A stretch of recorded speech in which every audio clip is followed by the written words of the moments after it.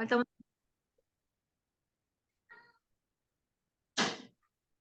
Hola, muy buenos días. Nosotros somos el grupo número 1 de la materia de psiquiatría y farmacología. El tema que vamos a tratar se llama trastorno de la depresión mayor. Vamos a hablar respecto a los objetivos. ¿Cuáles son los objetivos?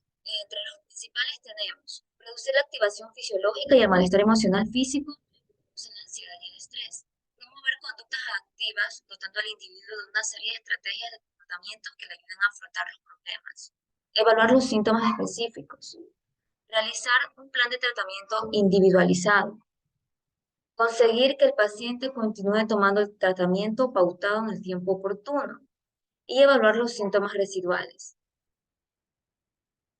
Prevalencia epidemiológica. La depresión es una enfermedad que afecta a más de 300 millones de personas en el mundo.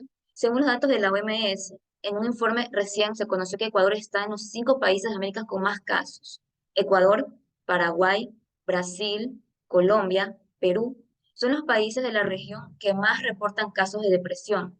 Solo en Guayaquil, el 37% de las atenciones que brinda la Unidad de Salud Emocional Municipal, UCEM, obedece a este caso. Se estima que en América Latina el 5% de la población adulta en edad productiva sufre algún tipo de depresión según la OMS. Este padecimiento se ha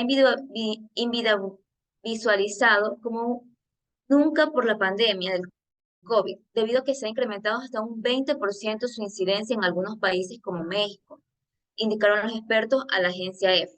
La ansiedad también se ha incrementado en 50%, mientras que el intento de suicidio hasta el 40%, señaló el neuropsiquiatra Hilberto Peña. A continuación, mi compañero. buenos días. Yo les voy a hablar sobre los factores de riesgo, factores de protección y sobre el riesgo suicida. La investigación de los factores del riesgo de la depresión cuenta con algunas limitaciones. Primero, es difícil establecer diferencias entre los factores que influyan en el inicio y o el mantenimiento de la depresión. Segundo, muchos de los factores de riesgo interactúan de tal manera que podrían ser causas o consecuencias de la misma. Además, pocos estudios han valorado su grado de influencia.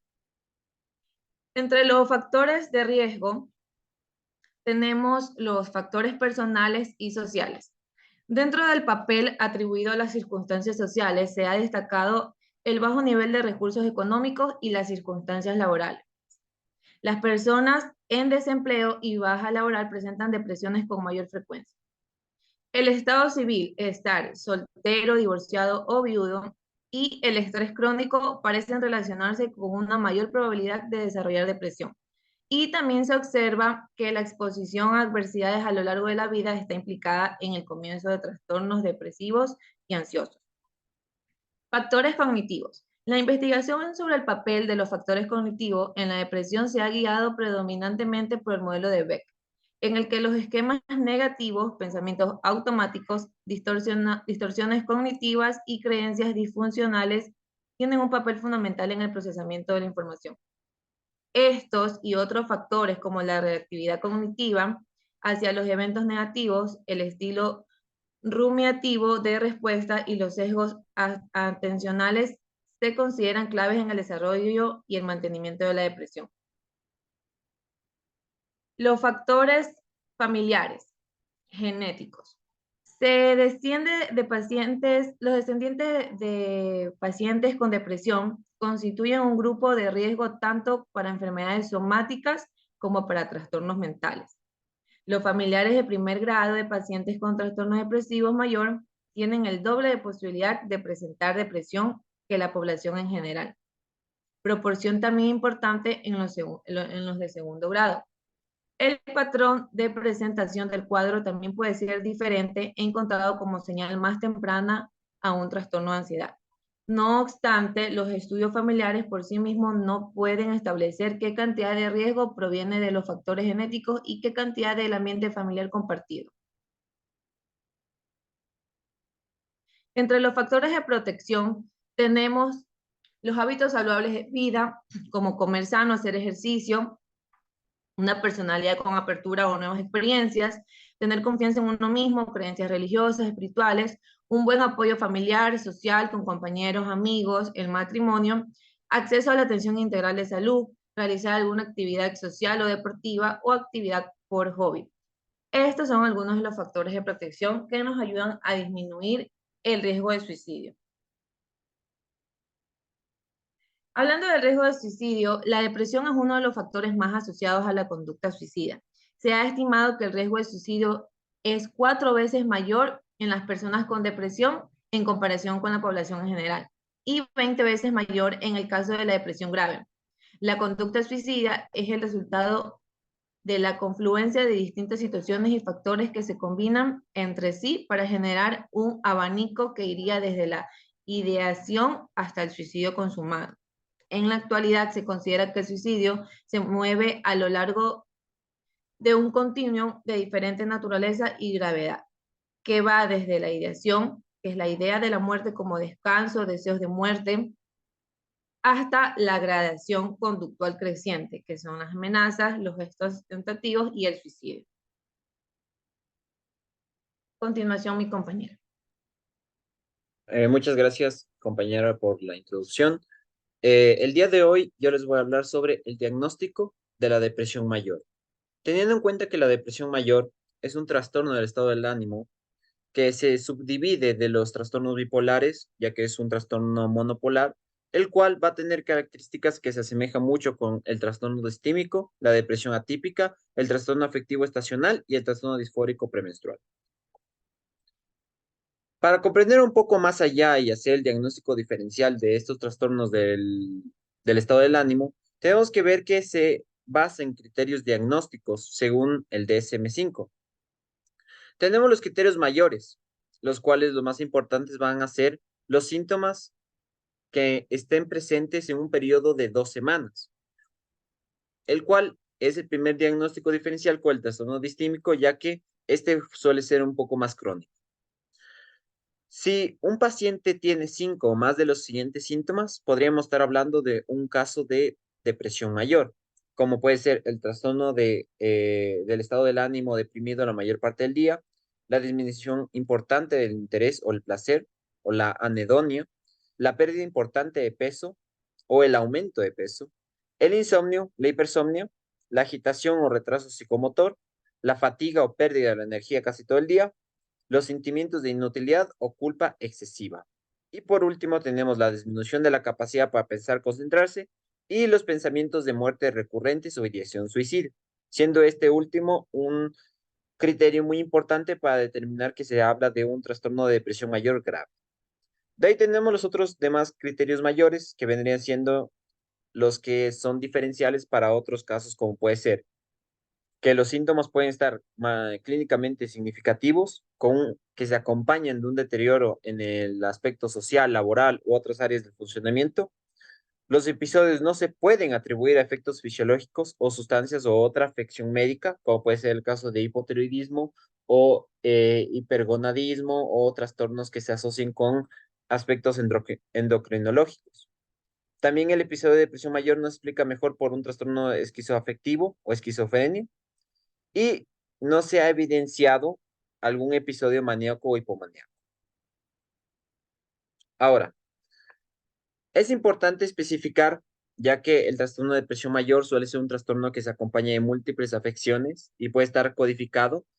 Es una de las principales enfermedades que se acompaña con demás comorbilidades y aumenta mucho la mortalidad, sobre todo porque puede haber la coexistencia con otros trastornos mentales, como puede ser la ansiedad.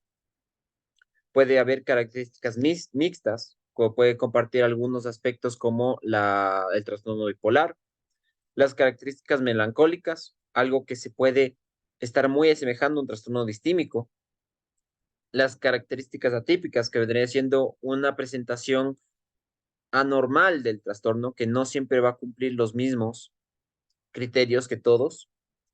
Tenemos las características psicóticas congruentes al estado del ánimo, características psicóticas no congruentes, la catatonia, con inicio de periparto y patrón estacional, que se asemeja mucho con los patrones de como el clima y aspectos externos sociales. Las dos notas más importantes que encontraremos en el DSM-5 van a ser que si una persona cumple los criterios A y C, podríamos estar hablando de un episodio de depresión mayor. Y la última vendría siendo las respuestas a una pérdida significativa, ya que nosotros conocemos que el duelo, ya sea por una ruina económica, las pérdidas o catástrofe natural, no necesariamente son trastornos psicopatológicos, pero que siempre podrían determinar el desarrollo de uno en el futuro. Ahora, los instrumentos de evaluación. Los instrumentos de evaluación pueden ser muy variados. Van desde la evaluación y entrevista psicológica y después empezamos con los más clásicos o los que la evidencia científica los acompaña y ampara. Vendría siendo primero el inventario de depresión de Beck, el más utilizado, el cual se puede presentar de múltiples maneras, como el BD1, el BD2. Tenemos la escala heteroaplicada de Hamilton para la depresión, la escala de Montgomery Albert Depression Rating Scale, la cual mediante 10 ítems evalúa la gravedad de los síntomas depresivos, y The Brief Patient Health Questionnaire, que habla sobre los aspectos de salud fisiológica del paciente, como puede estar enfocado en la cuestión del sueño, enfocado en la salud física, social. También se pueden agregar otros instrumentos de evaluación y otros test, como test de evaluación, el mini test de cognitivo, pero eso va a depender mucho del manejo de los test de cada paciente y de cada profesional. A continuación, mi compañera. Gracias, compañero. Bueno, ya hemos escuchado el diagnóstico, ¿ok? ¿Cómo podemos evaluarlo? Muy bien, pero vamos a ver qué tipo de tratamiento y cuántos enfoques podemos utilizar, ¿ok? En esta diapositiva vemos que una buena salud mental puede afrontar las dificultades de la vida, ¿ok? Pero ¿cómo vamos a realizarlo? Sino con un tratamiento que esté enfocado como tal en eso, ¿ok? La psicoterapia nos ayuda a afrontar las dificultades de la vida. Al igual que la psicoterapia, viene de la mano la terapia cognitivo-conductual, ¿ok? En donde aprenderemos a sustituir pensamientos negativos distorsionados y actitudes desadaptativas relacionadas con la depresión. Esto quiere decir que podremos ponernos límites y aprenderemos a decir no a lo que nos haga daño. De esta manera, ayudaremos a nuestro cerebro a reconocer nuestras capacidades mediante un enfoque interpersonal también. Así podemos reducir y eliminar la depresión poco a poco, sustituyendo con pensamientos y actividades en donde creamos relaciones con otras personas que se convertirán en redes de apoyo, tanto para la persona en cuestión como para su entorno. ¿Ok? Y un recordatorio es que la salud mental es igual de importante que la salud física. Yo creo que eso ha sido todo por hoy. Damos gracias por su atención y por su tiempo.